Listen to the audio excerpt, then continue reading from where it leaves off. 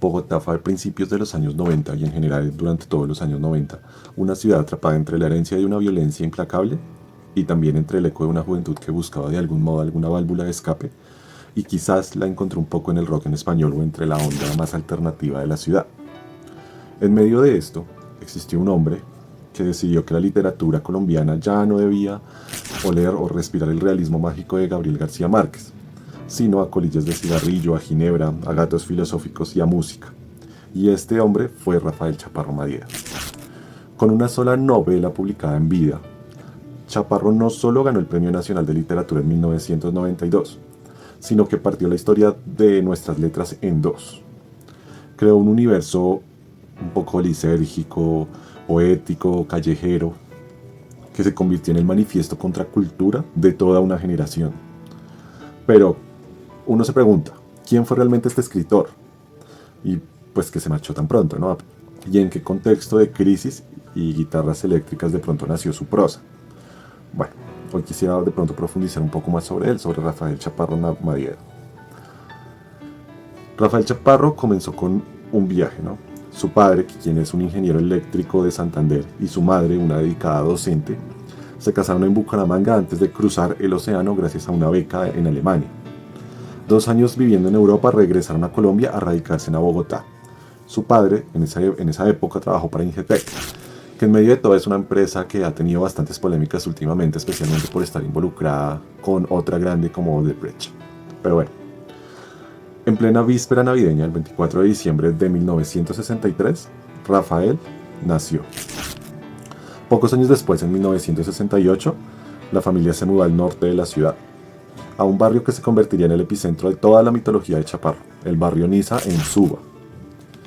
Su madre, Aminta, lo llevaba y lo recogía a pie todos los días al Colegio Helvetia, uno de los más prestigiosos y más caros de la ciudad en esa época y aún hoy. Al ser docente, ella se convirtió como en su primera gran cómplice literaria, impulsándolo no solo a amar la lectura y el lenguaje, sino también a de pronto adentrarse más allá de la imaginación en sus escritos. Era un estudiante aplicado en lo que le gustaba. Rafael en su niñez guardaba una personalidad un poco más introvertida que se extendió a lo largo de toda su vida. Él tenía 7 hermanos y según algunas personas que lo conocían, él era el más callado de todos ellos. Al salir del colegio Helvetia, Rafael entró a la Universidad Nacional, donde solo estudió un semestre de artes.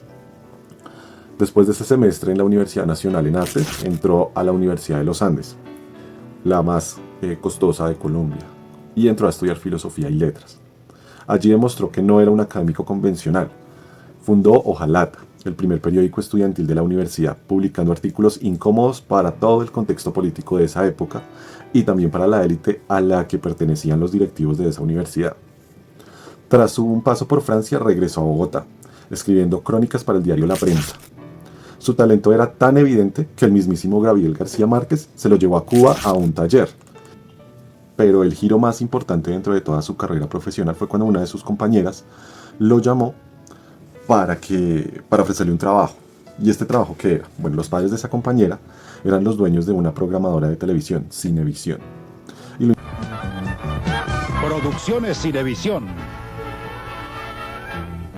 invitaron a escribir libretos. Así fue como Rafael terminó convirtiéndose en la mente brillante detrás de los libretos de programas como Sociedad. Buenas noches, amables televidentes. Trabajando codo a codo con el legendario Jaime Garzón.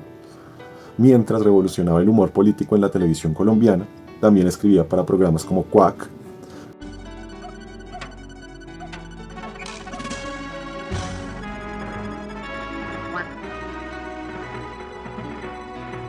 y La Brújula Mágica.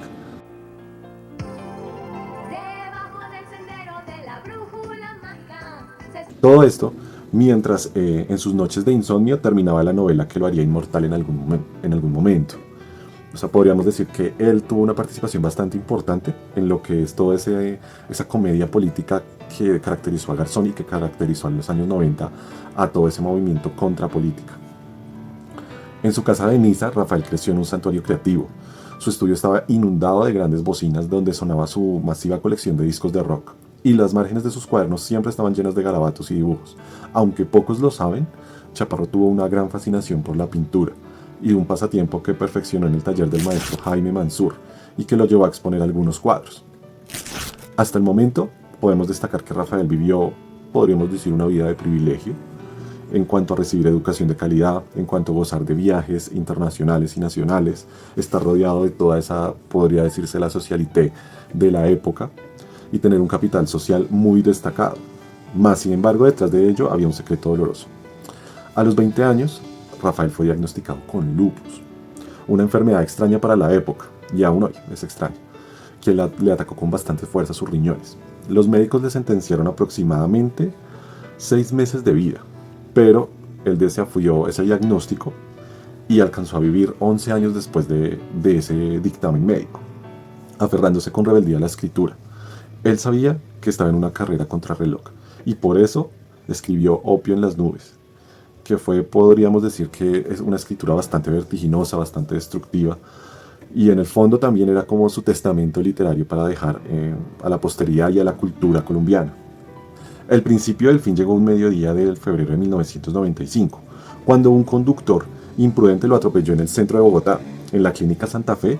Desconociendo todo el historial de lupus que tenía Rafael, le aplicaron antibióticos que lo hicieron colapsar sus riñones.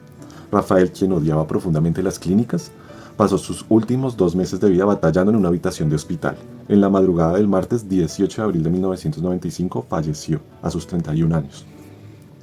El universo de Chaparro es una radiografía un poco distorsionada, poética y acelerada de la marginalidad urbana que tenía Bogotá en aquellos años. Su obra cumbre, que es Opio en las nubes, nos sumerge en una Bogotá nocturna, pues está como el alucinante a través de un viaje de todos sus personajes que en sí están rotos, todos, como lo fueron Sven, Amarilla, Marciana, Max, el inolvidable Gary Gilmore y por supuesto uno de mis personajes favoritos, Daisy, que para mí es como las primeras representaciones de la identidad no binaria en la literatura colombiana.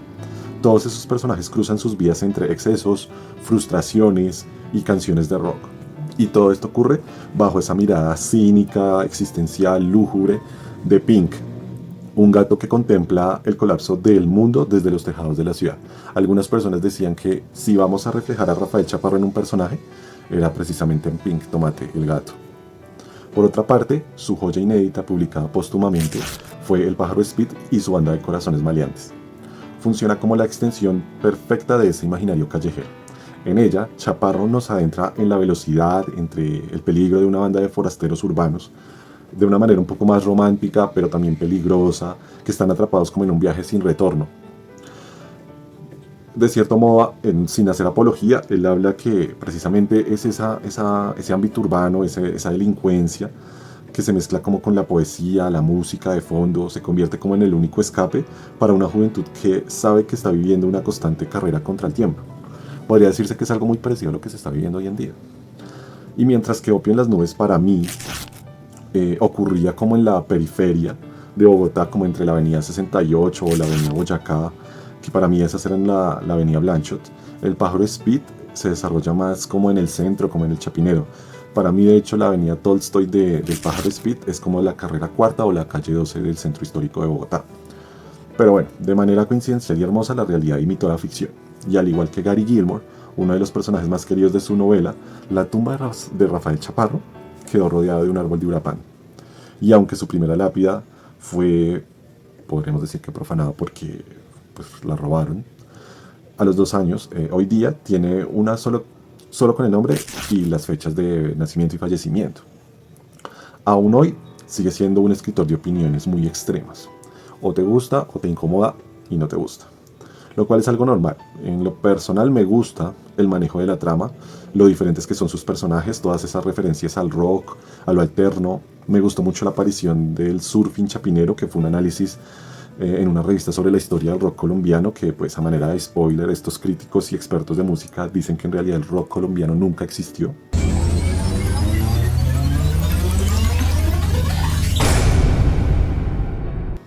Y también a referencias al punk colombiano de los 90.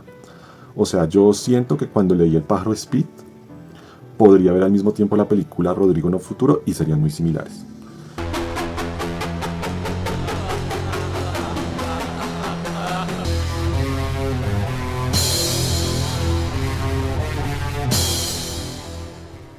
Entonces, aunque no disfruté algunos capítulos, su puntuación que me hacía releer una y otra vez para entender el contexto, sí me sentí muy identificado con cosas que sucedieron en mi juventud. Y distinto a lo que los críticos decían, pues yo pienso que si su libro saltó al teatro de la mano del gran Fabio Rubiano, un gran dramaturgo y actor, pues hay algo en su rebeldía, en sus personajes, llenos de defectos que hacen necesarias sus lecturas. Más en estos tiempos del auge de la ultraderecha, creo que leer a Rafael Chaparro Madiedo nos brinda como una ecografía y una radiografía de lo que pasa de pronto más allá de lo que nosotros vemos en las redes sociales. Hoy espero lean mucho los dos libros, las dos novelas de Rafael Chaparro Madiedo, tanto Opio en las nubes como El pájaro Speedy y su banda de corazones maleantes. Realmente es recomendable leerlas por lo menos una vez en la vida para entender un poco el porqué de la rebeldía de los años 90 y cómo eso ha quedado en los imaginarios colectivos de las personas de hoy.